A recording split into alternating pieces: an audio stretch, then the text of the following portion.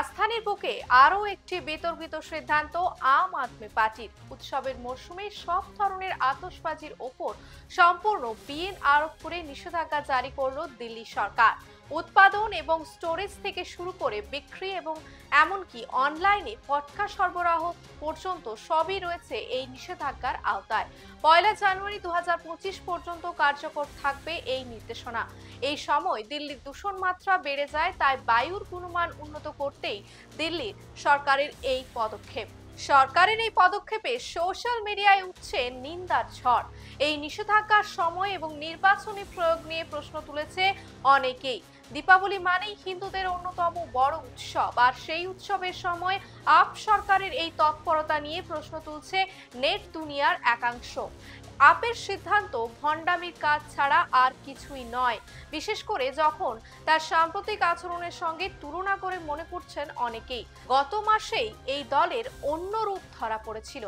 আবকারি নীতি এবং মদ কেলেঙ্কারিতে জড়িত থাকার অভিযোগের মুখোমুখি হওয়ার পর প্রাক্তন মুখ্যমন্ত্রী অরবিন্দ কেজরিওয়াল জেল থেকে মুক্তি পেলে একই দলের সদস্যদের আতশবাজি ফাটাতে এবং উচ্চস্বরে সঙ্গীতের সঙ্গে উদযাপন করতে দেখা যায়। তখন পরিবেশগত দায়বদ্ধতার কোনো আহ্বান শোনাই যায়নি। আপ নেতৃত্ব কোথায় ছিল যখন তাদের নিজস্ব সদস্যরা যে নীতিগুলিকে তারা সমর্থন করার দাবি করে তা লঙ্ঘন করছিল? কেন তাদের রাজনৈতিক এজেন্ডা উপযোগী সংযমের আবেদন ছিল না?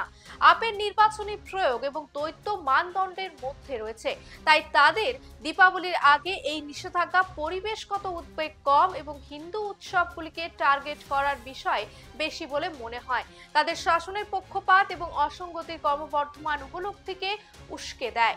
দিল্লিতে মাত্রা অতিরিক্ত বায়ু দূষণের আরও একটি প্রধান এবং অন্যতম কারণ হলো খড় পোড়ানো। 16 সেপ্টেম্বর থেকে দিল্লির এয়ার কোয়ালিটি ইন্ডেক্স মাত্রা খারাপ হতে শুরু করে। প্রাথমিকভাবে মৌসুমী আবহাওয়া পরিবর্তনের পেছনে রয়েছে মিলিত খড় পোড়ানো। পাঞ্জাব, হরিয়ানা এবং উত্তরপ্রদেশ জুড়ে খড় পোড়ানোর উল্লেখযোগ্য মাত্রা ট্র্যাক করেছে। শুধুমাত্র 13 অক্টোবর স্যাটেলাইট ইমেজে 344টি অগ্নিকাণ্ড শনাক্ত করা হয়েছে, যেখানে পাঞ্জাব 162টি গণনায় এগিয়ে রয়েছে, হরিয়ানায় 90টি এবং উত্তরপ্রদেশে 76টি। এমনকি দিল্লি এবং অন্যান্য রাজ্যে কয়েকটি খড় পোড়ানোর খবর সামনে এসেছে। তথ্যের নিরিখে খড় পোড়ানোর দিকে তালিকায় প্রথমে রয়েছে পাঞ্জাব, যেখানে আম আদমি পার্টি ক্ষমতায় রয়েছে। তাদের প্রশ্ন, কেন পাঞ্জাবের আপ সরকার প্রচুর পরিমাণে খড় পোড়ানো বন্ধ করার জন্য সিদ্ধান্তমূলক পদক্ষেপ নেয়নি এবং কেন আপ নেতা অরবিন্দ কেজরিওয়াল এই বিষয়ে স্পষ্টতই নীরব ছিলেন, বিশেষত যখন এটি তার দলের এখতিয়ারের অধীনে ঘটছে। এর থেকে স্পষ্ট, খড় পোড়ানো বা নিজের দলকে দায়বদ্ধ রাখার মতো বাস্তব পরিবেশগত উদ্বেগ মোকাবেলা করার পরিবর্তে আপ পরিবেশ সুরক্ষার আড়ালে হিন্দু উৎসব উদযাপন নিষিদ্ধ করার দিকে বেশি মনোযোগী বলেই মনে হচ্ছে। এটি প্রথমবার নয় যে আপ সরকার দীপাবলি উদযাপনের বিধিনিষেধ আরোপ করেছে। পূর্ববর্তী বছরগুলিতে অনুরূপ ব্যবস্থা নেওয়া হয়েছিল, তবুও দিল্লির AQI কোনো অর্থবহ উন্নতি দেখায়নি। এই তথাকথিত পরিবেশগত নীতিগুলির কার্যকারিতা নিয়ে সন্দেহ প্রকাশ করেছে।